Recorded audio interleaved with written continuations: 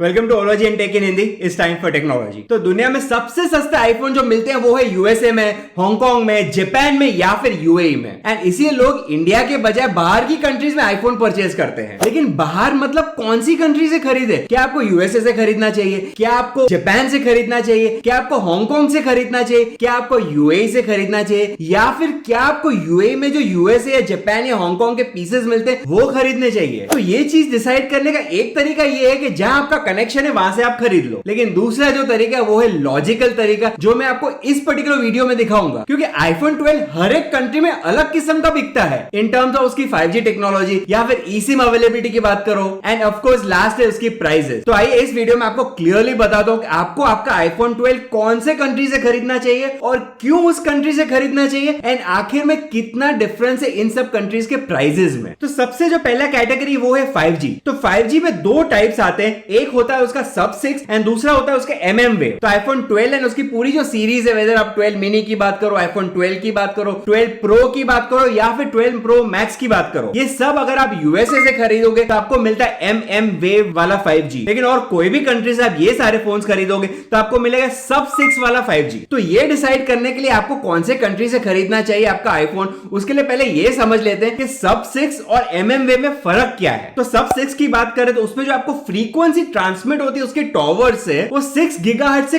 कम वाली frequency transfer होती है। जबकि MM वेव की बात करें तो वो 24 गीगाहर्ट्ज से ऊपर जाती है उसकी फ्रीक्वेंसी, एंड उसी वजह से आपको जो सब 6 में स्पीड मिलती है वो 4G या फिर 4G से थोड़ा सा बेटर मिलती है। लेकिन MM वेव की बात करें तो उसमें आप 1 Gbps एंड अप वाली स्पीड देख पाओगे। लेकिन सब 6 वाला जो 5G उसमें एक चीज अच्छी है, दैट इज वो वॉल्स के थ्रू भी पास हो जाती है। जबकि MM वेव में आपको स्पीड तभी मिलेगी जब आप टॉवर के एकदम बाजू में खड़े होंगे। थोड़ा से भी हटके गए आप, वेदर आप घर के अंदर गए या कार के अंदर गए, तो इमीडिएटली आपकी स्पीड गिर जाएगी। अब बात कर लेते इंडिया की, जहां पे आप आईफोन 12 यूज करने वाले हो। तो आगे जाके आपको जो इंडिया में 5G मिलने वाला है वो मिलने वाला है सब 6। और अगर MM वेव वाले 5G की बात करें तो उसको कहीं ज्यादा टाइम लगने वाला है। और MM वेव फिलहाल आज की तारीख में सिर्फ यूएसए में अवेलेबल है, वो भी पूरे यूएसए में नहीं, कुछ स्पेसिफिक एरियाज में ही आपको MM वेव वाला 5G मिलेगा। तो कहने का मतलब MM वेव वाला जो 5G है उसमें आपको स्पीड तो बढ़िया मिलने वाली है, लेकिन इंडिया में आते आते उसको बहुत ज्यादा टाइम लगने वाला है। और अभी तो मैं आईफोन की हीटिंग और बैटरी की इश्यूज तो बात ही नहीं कर रहा हूं इन 5G के यूज में। तो फाइनली मेरा डिसीजन क्या है कि आपको आईफोन 12 कहां से खरीदना चाहिए। तो अगर नॉर्मल यूज की बात करें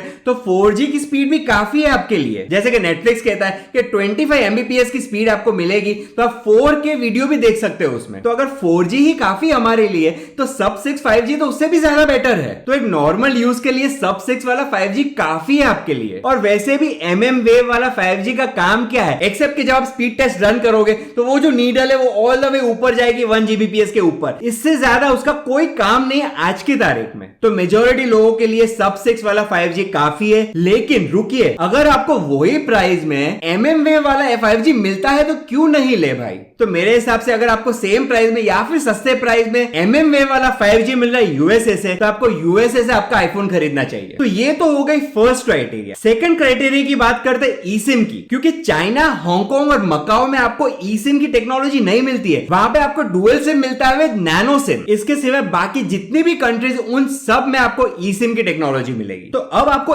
eSIM वाला फोन लेना चाहिए या फिर फिजिकल सिम वाला फोन लेना चाहिए। लेकिन ये समझने से पहले, अगर ये चैनल पे आप पहली बार आए हो तो मेरा नाम है अमित। इस चैनल पे मेरी कोशिश यही रहती है कि आपको कोई भी टेक रिलेटेड प्रॉब्लम्स हो मैं सॉल्व कर पाऊं। इतना ही नहीं, अगर आप कोई नया गैजेट खरीदना चाह रहे हो तो उस डिसीजन में आपको थोड़ी हेल्प हो जाए। तो इसलिए टेक्नोलॉजी की दुनिया में एक स्टेप आगे रहना चाहते हो तो इस चैनल को सब्सक्राइब कर सकते हो। और अगर वीडियो के एंड में आपको वीडियो पसंद आए तो लाइक एंड शेयर भी करें अपने फ्रेंड्स के साथ। अब eSIM वाला फोन ले या फिर फिजिकल सिम वाला फोन ले, ये डिसाइड करने के लिए आपको ये समझना पड़ेगा सबसे पहले कि eSIM में एडवांटेजेस तो बहुत सारे जो हमको पता है, लेकिन eSIM में डिसएडवांटेजेस भी बहुत सारे हैं। तो डिसएडवांटेजेस समझने के लिए आपको 5 सिचुएशन में बताता हूं। पहला सिचुएशन ये है कि सपोज आपके आईफोन की बैटरी डाउन हो जाती है, तो इन यूजुअल कोर्स आप क्या करोगे कि उसमें से सिम निकालोगे, आपका कोई भी स्पेयर फोन होगा उसमें डाल के आप यूज कर लोगे। लेकिन ये चीज आप eSIM में नहीं कर सकते हो, क्योंकि eSIM को एक फोन से दूसरे फोन में डालने के लिए आपको एक प्रोसेस करना पड़ता है आपके सर्विस प्रोवाइडर के साथ। चलो ये जो सिचुएशन उसमें ज्यादा प्रॉब्लम नहीं है क्योंकि आप इस आईफोन को चार्ज भी कर सकते हो, लेकिन प्रॉब्लम तब आता है जब इस आईफोन को आप बेचने जाओगे तब। तो जब आप अपना आईफोन बेचने जाओगे तो ऐसा नहीं है कि आप पुराने फोन से सिम निकाल के नए फोन में डाल दोगे, नहीं, आपको एक ई सिम एक्सचेंज का प्रोसेस करना पड़ेगा आपके सर्विस प्रोवाइडर के साथ। तो अगर नया आईफोन खरीदते वक्त अगर पुराना आईफोन को आप एक्सचेंज में देना चाहते हो तो ई सिम ट्रांसफर करने का जो प्रोसेस है वो थोड़ा कॉम्प्लिकेटेड हो जाता है। अब थर्ड सिचुएशन बात कर लेते हैं जब आपका फोन खराब हो जाता है। तो अगर आपका फोन खराब हो जाता है तो सबसे पहले तो उसमें आप ई सिम तो रिमूव ही नहीं कर पाओगे। दूसरी चीज, जब तक आपका वो फोन रिपेयर होके आए आपके पास जो स्पेयर फोन पड़ा हुआ है उसमें जरूरी नहीं है कि उसमें ई सिम का ऑप्शन हो। तो कहने का मतलब जब तक आपका फोन रिपेयर होके आता है तब तक आपको स्टोर जाना पड़ेगा, एक फिजिकल सिम लाना पड़ेगा जो आप यूज कर सकते हो आपके सेकेंडरी फोन में, और जब आपका फोन रिपेयर होके आएगा अगेन उसको ई सिम में कन्वर्ट करना पड़ेगा आपको। तो कहने का मतलब इतना आसान नहीं है। चौथा सिचुएशन है जब आपका आईफोन खो गया है। तो अगर आपका आईफोन खो जाता है तो कुछ सर्विस प्रोवाइडर स्पेसिफिकली आपको बोलेंगे कि आपको स्टोर जाना पड़ेगा, एक फिजिकल सिम लेना पड़ेगा, फिर उसको ई सिम में कन्वर्ट करना पड़ेगा और उसके बाद आप अपने आईफोन में यूज कर पाओगे उसको। तो ये सब तो चलो ठीक है, 4 सिचुएशन में आपको थोड़ी मेहनत करनी पड़ेगी, लेकिन 5वें सिचुएशन में व्हाट इफ आप इंडिया के बाहर हो जब आपका फोन खराब हो जाता है या खो जाता है। तो इंडिया के बाहर अगर आप ई सिम को एक्टिवेट या एक्सचेंज करना चाहते हो तो एक एसएमएस करना पड़ता है, और वो एसएमएस आप कर ही नहीं सकोगे क्योंकि आपके पास जो नेटवर्क आपके फोन में वो कोई और कंट्री का नेटवर्क है। और ये टॉपिक पे मेरा बहुत डिस्कशन हुआ एयरटेल और वोडाफोन के साथ, जो खुद भी एग्री करते हैं कि यस ये प्रॉब्लम है हमारे ई सिम टेक्नोलॉजी में। एंड सबसे बड़ा प्रॉब्लम ये है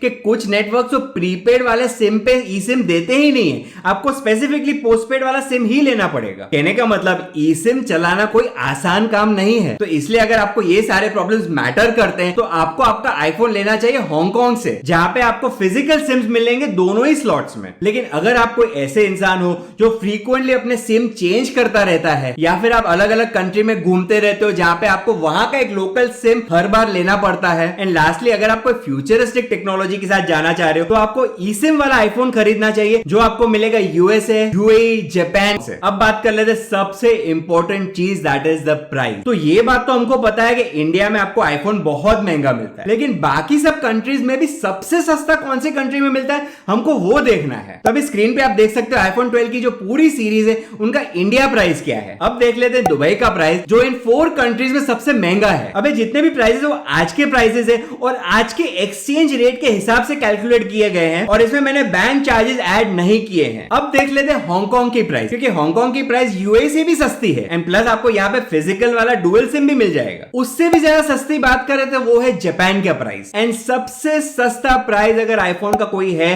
तो वो है यूएसए का प्राइस। अब जापान का जो प्राइस है उसमें टैक्सेस इंक्लूडेड नहीं है, और यूएसए का जो प्राइस है उसमें सेल्स टैक्स इंक्लूडेड नहीं है, लेकिन सेल्स टैक्स को ऐड करने के बाद भी यूएसए सबसे सस्ता आईफोन बेचता है। अब मैंने सिर्फ ये 4 कंट्रीज को इंक्लूड किया मेरे प्राइसेस में, और वो इसलिए क्योंकि पूरी दुनिया में सबसे सस्ते में सस्ते आईफोन सिर्फ इन 4 कंट्रीज में ही मिलते हैं। हाँ, इंडिया के कंपैरिजन में आपको फ्रांस, जर्मनी, यूके, स्पेन या इटली में सस्ते आईफोन मिल जाएंगे, लेकिन इन 4 कंट्रीज इतने सस्ते नहीं मिलेंगे। तो अगर प्राइस की बात करें तो आईफोन आपको यूएसए से खरीदना चाहिए। तो फाइनली मेरा डिसीजन क्या है in terms of 5G, eSIM as well as prices. तो अगर आपको एकदम सस्ता आईफोन खरीदना है और आपको फ्यूचर से भी फ्यूचर वाली टेक्नोलॉजी चाहिए 5G की, दैट इज MM वेव वाली, एंड लास्टली आपको अगर फ्यूचरिस्टिक eSIM टेक्नोलॉजी चाहिए तो आपको खरीदना चाहिए आपका आईफोन यूएसए से। और अगर आपको फिजिकल सिम चाहिए और जितने भी डिसएडवांटेजेस मैंने बताए eSIM में वो आपके लिए बहुत ही इंपॉर्टेंट है, तो आप हांगकांग से खरीदे आपका आईफोन। एंड अगर आपका कोई कनेक्शन नहीं है यूएसए या हांगकांग से तो जाके आप दुबई से खरीद सकते हो, जहां से आपको जापान का, हांगकांग का या फिर यूएसए का भी आईफोन मिल जाएगा। तो इतना ही था दोस्तों इस वीडियो के लिए। आई होप आपको क्लियरली पता चल गया होगा कि आपको आपका आईफोन कहां से खरीदना है। एंड अगर आपको ये क्लैरिटी मिल गई है तो आपको तो इतना ही करना है कि इस वीडियो को लाइक करना है, शेयर करना है, एंड अगर आपने अभी भी सब्सक्राइब नहीं किया है तो जाने से पहले सब्सक्राइब जरूर करें। देखते रहिए ऑलॉजी एंड टेक इन हिंदी, और मिलते हैं नेक्स्ट वीडियो में।